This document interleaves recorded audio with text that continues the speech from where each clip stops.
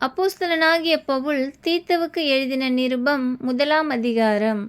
தேவனுடைய ஊழியக்காரனும் இயேசு கிறிஸ்துவினுடைய அப்போஸ்தலனுமாகிய பவுல், பொதுவான விசுவாசத்தின்படி உத்தம குமாரனாகிய தீத்துவுக்கு எழுதுகிறதாவது: பிதாவாகிய தேவனாலும் நம்முடைய இரட்சகராகிய கர்த்தராகிய இயேசு கிறிஸ்துவினாலும் கிருபையும் சமாதானமும் இரக்கமும் உண்டாவதாக. பொய்யுரையாத தேவன் ஆதி காலம் முதல் நித்திய ஜீவனை குறித்து வாக்குத்தத்தம் பண்ணி, அதை குறித்த நம்பிக்கையை பற்றி தேவ பக்திக்கு ஏதுவான சத்தியத்தை அறிகிற அறிவும் விசுவாசமும் தேவனால் தெரிந்து கொள்ளப்பட்டவர்களுக்கு உண்டாகும்படி ஏற்ற காலங்களிலே நம்முடைய இரட்சகராகிய தேவனுடைய கட்டளையின்படி எனக்கு ஒப்புவிக்கப்பட்ட பிரசங்கத்தினாலே தமது வார்த்தையை வெளிப்படுத்தினார். நீ குறைவாயிருக்கிறவைகளை ஒழுங்குபடுத்தும்படிக்கும் நான் உனக்கு கட்டளையிட்டபடியே பட்டணங்கள் தோறும் மூப்பரை ஏற்படுத்தும் படிக்கும் உன்னை கிரேத்தா தீவிலே விட்டு வந்தேனே. குற்றம் சாட்டப்படாதவனும் ஒரே மனைவியை உடைய புருஷனும் துன்மார்க்கர் என்றும் அடங்காதவர்கள் என்றும் பேரெடுக்காத விசுவாசமுள்ள பிள்ளைகளை உடையவனுமாகிய ஒருவன் இருந்தால் அவனையே ஏற்படுத்தலாம்.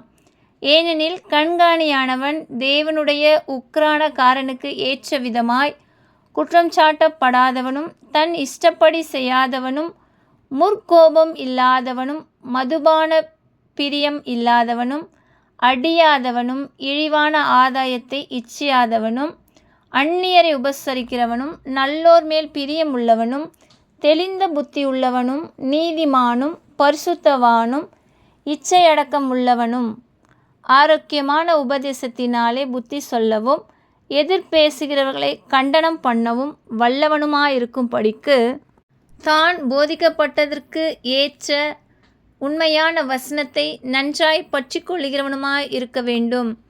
அநேகர் விசேஷமாய் விருத்த சேதனம் உள்ளவர்கள், அடங்காதவர்களும் வீண் பேச்சுக்காரரும் மனதை மயக்குகிறவர்களுமாயிருக்கிறார்கள்.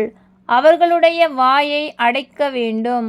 அவர்கள் இழிவான ஆதாயத்துக்காக தகாதவைகளை உபதேசித்து முழு குடும்பங்களையும் கவிழ்த்து போடுகிறார்கள். கிரேத்தா தீவார், ஓயா பொய்யர், துஷ்ட மிருகங்கள், பெரும் வயிற்று சோம்பேறிகள் என்று அவர்களில் ஒருவனாகிய அவர்கள் தீர்க்கதரிசியானவனே சொல்லியிருக்கிறான். இந்த சாட்சி உண்மையாயிருக்கிறது. இது முகாந்திரமாக அவர்கள் தூதருடைய கட்டுக்கதைகளுக்கும் சத்தியத்தை விட்டு விலகுகிற மனுஷருடைய கற்பனைகளுக்கும் செவி கொடாமல் விசுவாசத்திலே ஆரோக்கியம் உள்ளவர்களாய் இருக்கும்படி நீ அவர்களை கண்டிப்பாய் கடிந்து கொள்.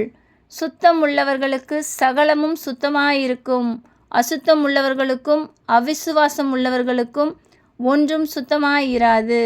அவர்களுடைய புத்தியும் மனசாட்சியும் அசுத்தமாயிருக்கும். அவர்கள் தேவனை அறிந்திருக்கிறோம் என்று அறிக்கை பண்ணுகிறார்கள், கிரியைகளினாலோ அவரை மறுதலிக்கிறார்கள். அவர்கள் அருவருக்கப்படத்தக்கவர்களும் கீழ்ப்படியாதவர்களும் எந்த நற்கிரியையும் செய்ய ஆகாதவர்களாய் இருக்கிறார்கள். ஆமென்.